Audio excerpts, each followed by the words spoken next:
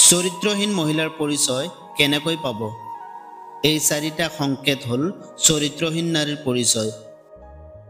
ভাৰতীয় সংস্কৃতি আৰু পৰম্পৰাত মহিলাক দেৱীৰ সৈতে তুলনা কৰা হয়।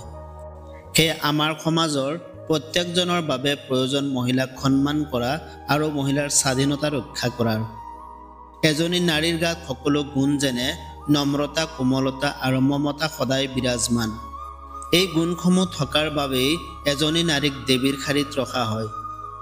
কিন্তু জানি থব, যেনেকৈ মানুহৰ হাতৰ আঙুলি সকলো সমান নহয়, ঠিক তেনেদৰে প্ৰত্যেক স্ত্ৰীৰ গাত মমতাময়ী গুণ বিৰাজমান নোহোৱা স্বাভাৱিক।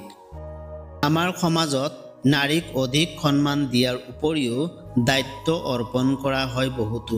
আৰু যেতিয়া নাৰীয়ে পৰিয়াল আৰু সমাজৰ দায়িত্ব ভালদৰে পালন কৰে, সেই পৰিয়াল আৰু সমাজত বিপদ বিঘিনিৰ সৃষ্টি নহয়।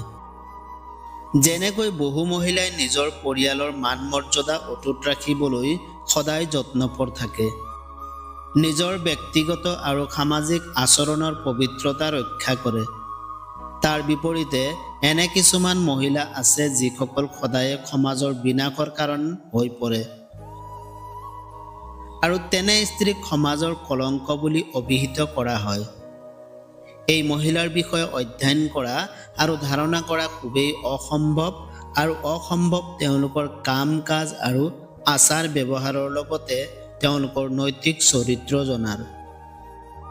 ভাৰতীয় দাৰ্শনিক চাণক্যই এনে কিছুমান কথা ব্যক্ত কৰিছিল, যাৰ পৰা এই অসৎ অভিপ্ৰায়ৰ মহিলাক তেওঁলোকৰ মুখৰ আকাৰত চিনাক্ত কৰিব পাৰি।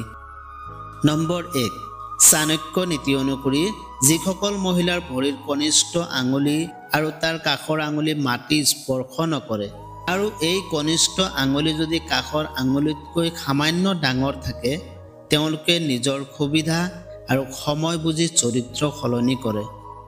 এনেধৰণৰ মহিলা অত্যাধিক ৰাগী আৰু খঙাল হয়। এওঁলোকৰ চৰিত্ৰৰ কোনোদিনে বিশ্বাস কৰিব নোৱাৰি সহজতে এওঁলোকক নিয়ন্ত্ৰণ কৰিব। নম্বৰ 2, যিসকল মহিলাৰ ভৰিৰ গাৰুহাৰ পিছভাগ অতি মোটা থাকে, তেনে মহিলাক ঘৰৰ বাবে অশুভ মান্যতা দিয়া হয়। নম্বৰ 3, যিসকল মহিলাৰ ভৰিৰ পতাৰ অগ্ৰভাগ অতি নিশক্তীয়া হয়, তেওঁলোকৰ জীৱন আৰু পৰিস্থিতি সদায় দুখৰ হয়।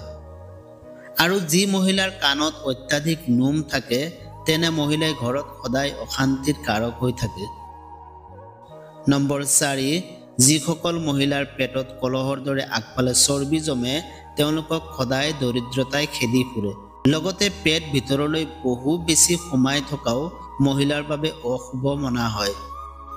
যি মহিলাৰ কঁকাল বহু ভাৰী হয়, সেই মহিলা স্বামীৰ বাবে অশুভ মনা হয়।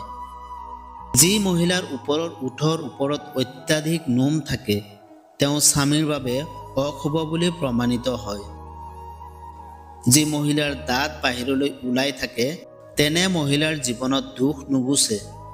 যি মহিলাৰ হাতৰ শিৰা বাহিৰলৈ ওলাই থাকে, তেনে মহিলা সদায় সুখ আৰু ধন সম্পত্তিৰ পৰা বঞ্চিত থাকে। যি মহিলাৰ চকু পাতাল হালধীয়া, তেনে মহিলাৰ চৰিত্ৰৰ ওপৰত বহু প্ৰশ্নৰ অৱকাশ আছে বুলি চাণক্যই ক'ব খোজে। আৰু যি মহিলাৰ চকু অতি পৰিষ্কাৰ আৰু ফুটফুটীয়া, তেনে মহিলা অতি চৰিত্ৰৱান বুলি অভিহিত কৰিছে।